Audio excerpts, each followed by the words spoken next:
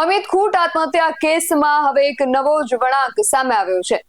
Suicide નોટમાં એમના નામનો ઉલ્લેખ હોવાથી આરોપીની ફરિયાદ રદ કરવા માટે ક્વોશિંગ અરજીમાં રાહત આપવા માટે હાઈકોર્ટે ઇનકાર કરી દેતા રાજદીપસિંહ જાડેજાએ પોતાની અરજી જે છે એ પરત ખેંચી લીધી છે. શું છે સમગ્ર વિગત જાણીએ અહેવાલમાં. જય હિન્દ. BS9 TV ન્યૂઝ પર આપની સાથે હું છું નિધિ ગઢવી. રાજકોટ જિલ્લાના રીબડાના ચકચારી અમિત ખૂટ આત્મહત્યા કેસમાં પૂર્વ ધારાસભ્ય મહિપતસિંહ જાડેજાના પૌત્ર રાજદીપસિંહ અનિરુદ્ધસિંહ જાડેજાએ પોતાના સામે જે ફરિયાદ નોંધાઈ હતી એ પોલીસ ફરિયાદ રદ કરવા માટે હાઈકોર્ટમાં એક ક્વોશિંગ અરજી દાખલ કરી હતી, જેની હાથ ધરાયેલ સુનાવણીમાં હાઈકોર્ટ દ્વારા રાજદીપસિંહ જાડેજાને કોઈ પણ રાહત આપવા માટે ઇનકાર કરી દેવામાં આવ્યો છે અને આ ઇનકાર બાદ રાજદીપસિંહ જાડેજાએ એક ક્વોશિંગ અરજી પરત ખેંચી લીધી છે. અમિત ખૂટ આત્મહત્યાનો જે કેસ છે પહેલાથી જ ખૂબ ગૂંચવણ ભર્યો રહ્યો. એ જે સગીરા હતી તેણે પહેલા અમિત ખૂટની વિરુદ્ધ ફરિયાદ નોંધાવી, જે ફરિયાદ દુષ્કર્મની હતી.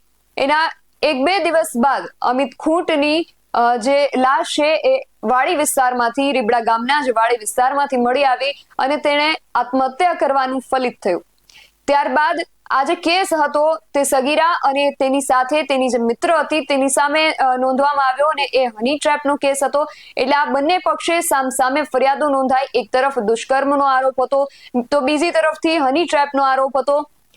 ઘણા બધા આક્ષેપો થયા, આરોપો થયા. આની અંદર ઘણા બધા નામો ખુલ્યા. આપણે જે સગીરાની મિત્ર છે એમના એડવોકેટ ભૂમિકા પટેલ સાથે પણ ઘણી બધી વાર વાતો કરી છે અને આ કેસમાં જે નવા વળાંક આવતા રહ્યા છે એને લઈને આપણે સતત અપડેટ મેળવતા રહ્યા છીએ.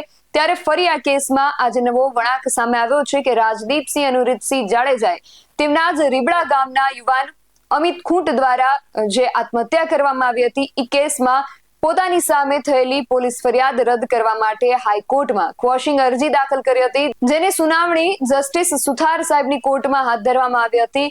આ કોર્ટ દ્વારા તમામ પોલીસ રિપોર્ટને ધ્યાનમાં લઈને રાજદીપસિંહ જાડેજાની જે અરજી હતી એ રદ કરવાનું જણાવવામાં આવ્યું હતું. હાઈકોર્ટ દ્વારા સુસાઇડ નોટમાં અને પોલીસ ફરિયાદમાં નામ હોવાનું ધ્યાને આવતા આ ક્વોશિંગ અરજી જે છે એને રદ કરી દેવામાં આવી હતી.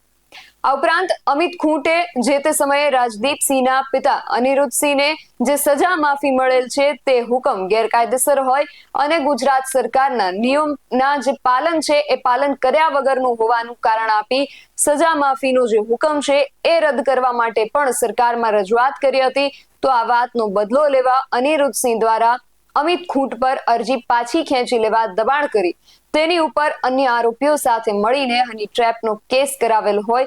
આ કારણથી અમિત ખૂટે આત્મહત્યા કરી છે તેવા તારણના આધારે તથા તપાસના તમામ કાગળો અને પુરાવા ધ્યાને લઈને રાજદીપસિંહ જાડેજાને હાઈકોર્ટ દ્વારા કોઈ પણ રાહત આપવા માટે ઇનકાર કરવામાં આવ્યો હતો, જેથી હવે રાજદીપસિંહ જાડેજાએ પોતાની આ જે ક્વોશિંગ અરજી હતી એ પરત ખેંચી લીધી છે. એટલે હવે આ કેસમાં આગળ શું થાય છે, શું નવા વળાંકો આવે છે, શું નવા ખુલાસાઓ થાય છે એ જોવું રહ્યું.